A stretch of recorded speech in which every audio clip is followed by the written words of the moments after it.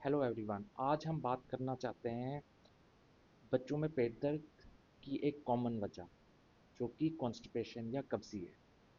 तो क्या होता है ये कब्जी या कॉन्स्टिपेशन, कैसे हम पहचान सकते हैं हमारे बच्चों को कॉन्स्टिपेशन है और इसके में क्या ट्रीटमेंट है और क्या रेड फ्लैग्स हैं। तो मेरा नाम डॉक्टर ताहिर है, मैं एक सीनियर कंसल्टेंट पीडियाट्रिशियन हूँ एसएमजेएस हॉस्पिटल जम्मू में। तो शुरू करते हैं। तो देखिए, पेट दर्द की एक कॉमन वजह कॉन्स्टिपेशन है। तो बड़े सारे जो पेरेंट्स हैं वो अपने बच्चों को जब भी पेट दर्द हो वो अल्ट्रासाउंड कराना चाहते हैं।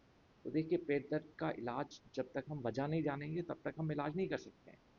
तो एक कॉमन वजह जो मैंने देखा है खासकर 1 साल से 10-15 साल तक बच्चों में, वो है कॉन्स्टिपेशन। जो पेरेंट्स एज पेरेंट्स आप खुद ही पता कर सकते हो कि हमारे बच्चे को कॉन्स्टिपेशन तो नहीं है। तो यही मैं आपको बताना चाहता हूँ आज की कॉन्स्टिपेशन कैसे हम पता करेंगे। तो सबसे पहले हम जानते हैं कि कॉन्स्टिपेशन क्या है। कॉन्स्टिपेशन का मतलब है कि अगर बच्चा पॉटी करता है और उसको पॉटी करते करते दर्द हो रहा है, या बहुत गोले जैसे पॉटी निकल रहा है, या 2-3 दिन तक 4 दिन तक बच्चा पॉटी नहीं कर पा रहा है, तो इन सब चीज़ों से हमें पता चलता है कि बच्चे को कब्जी है। तो नेक्स्ट टाइम आपका बच्चा अगर पेट दर्द बोलेगा तो आप सबसे पहले ये देखो कि उसको कॉन्स्टिपेशन तो नहीं है। बड़े सारे बच्चे बोल नहीं पाते हैं, वो बताते नहीं है पेरेंट्स को, वो सिर्फ बोलते हैं पेट दर्द है। तो आपको देखना है, या तो वो खुद ही बोले कि मुझे पॉटी करते हुए दर्द हो रहा है। अगर वो नहीं बोल रहा है तो आपको चेक करना है उसकी पॉटी। तो अक्सर आप देखोगे अगर आपको बच्चे को पेट दर्द है और उसके पेट जो पॉटी है वो बहुत हार्ड है और बहुत गोले जैसे हैं जिससे टॉयलेट की सीट ब्लॉक हो रही है, तो इसका मतलब उसको कब्जी है। तो फिर कब्जी का ही आप ट्रीटमेंट सीख करेंगे। तो ऐसे में अगर आपको पता चल गया तो फिर अननेसेसरी ट्रीटमेंट से आप बच सकते हैं। तो ये तो हो गया कब्जी क्या होती है। तो अब क्यों होती है, तो इसकी सबसे कॉमन वजह है लो फाइबर डाइट। अगर हम सिर्फ खासकर अगर सिर्फ दूध ही दूध बच्चा पी रहा है और खाना नहीं खा रहा है तो उसको फाइबर डाइट नहीं मिलेगी, तो उससे कब्जी होगी। और भी वजहें हैं, वो मैं ट्रीटमेंट में आपको बताऊंगा। सबसे कॉमन रीज़न लो फाइबर डाइट ही है, प्रिडोमिनेटली मिल्क फेस डाइट। तो ये तो हो गया वजह क्यों होता है। तो अब हम इसके लिए क्या कर सकते हैं, ट्रीटमेंट क्या है। तो देखिए, 3-4 स्टेप्स हैं ट्रीटमेंट के। बहुत सारे लोगों को अगर पता चल भी जाए कब्जी है तो वो सीधा डॉक्टर डॉक्टर से मांगते हैं भाई कब्जी की दवा दो, या बड़े सारे लोग खुद ही केमिस्ट से ले लेते हैं। तो देखिए, सिर्फ दवा से कब्जी का इलाज नहीं होता, क्योंकि कब्जी का खाना हमारी डाइट से है। अगर हम खाएंगे नहीं तो हम वॉशरूम नहीं जाएंगे। इसका मतलब हम कैसा वॉशरूम जा रहे हैं, हम बॉडी हमारी कैसी हो रही है, वो हमारी डाइट पे डिपेंड करता है। अगर हम डाइट मॉडिफाई नहीं करेंगे तो कब्जी सही नहीं हो सकती। जब तक हम दवा खाएंगे तब तक नॉर्मल होगा वॉशरूम, फिर नहीं होगा। तो इसलिए जो कब्जी का इलाज है, स्टेप नंबर 1, सबसे इंपॉर्टेंट स्टेप, डाइट मॉडिफिकेशन। इसमें हम हाई फाइबर डाइट खाना चाहते हैं, हम वेजिटेबल और फ्रूट अपनी डाइट में थोड़ा बढ़ाना चाहते हैं।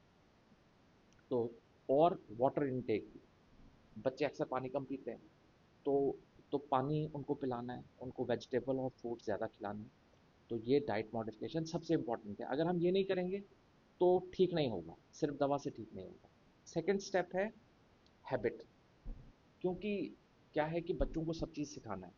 वॉशरूम, टॉयलेट सीट पे रोज़ बच्चों को बिठाना है, और सबसे इजी होता है कि जब बच्चा लार्ज मील खा ले, चाहे ब्रेकफास्ट या लंच के बाद, विद इन 30 मिनट्स उसको टॉयलेट सीट पे बिठाना है, चाहे आए ना आए। पहले पहले तो चेक भी करना है कि उसका कैसा पॉटी आ रहा है। तो जो इंडियन टॉयलेट सीट है वो ज़्यादा हेल्पफुल है इसमें, मतलब कॉन्स्टिपेशन में हेल्प करती है। अगर वेस्टर्न टॉयलेट सीट है तो भी कोई प्रॉब्लम नहीं है, लेकिन स्टेप बच्चों को देना चाहिए जिसपे वो पैर रख सकें, उससे आसान होता है वॉशरूम जाना। तो हैबिट बनाना बहुत ज़रूरी है। थर्ड आता है मेडिसिन।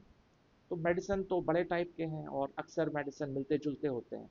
मेडिसिन में सबसे कॉमन जो लोग वो करते हैं, गलती करते हैं, वो ये है कि जब वो दवा देते हैं और जैसे ही बच्चा पॉटी करने लगता है वो दवा बंद कर देते हैं। अगर हम दवा बंद कर देंगे जल्दी जल्दी तो कभी भी जो है कॉन्स्टिपेशन ठीक नहीं होगी, अगर हमने तब तक डाइट ठीक नहीं की होगी, अगर बच्चे की हैबिट नहीं बनाई होगी। क्योंकि डाइट चेंज करने में, हैबिट चेंज करने में टाइम लगेगा। इसलिए हम कॉन्स्टिपेशन की दवा कम से कम 4 to 6 मंथ्स देते हैं, खासकर अगर लंबे टाइम से कॉन्स्टिपेशन है।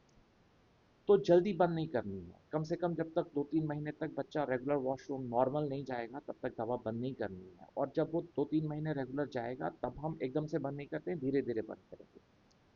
तो डाइट मॉडिफिकेशन हैबिट तो आप घर पे कर सकते हो, लेकिन कुछ चीज़ें अगर कब्जी में है तो फिर आपको जल्दी डॉक्टर को दिखाना है। वो क्या है, अगर कॉन्स्टिपेशन के साथ साथ बच्चे की हाइट नहीं बढ़ रही, उसका वेट नहीं बढ़ रहा, तो ये थायराइड प्रॉब्लम्स की वजह से हो सकता है।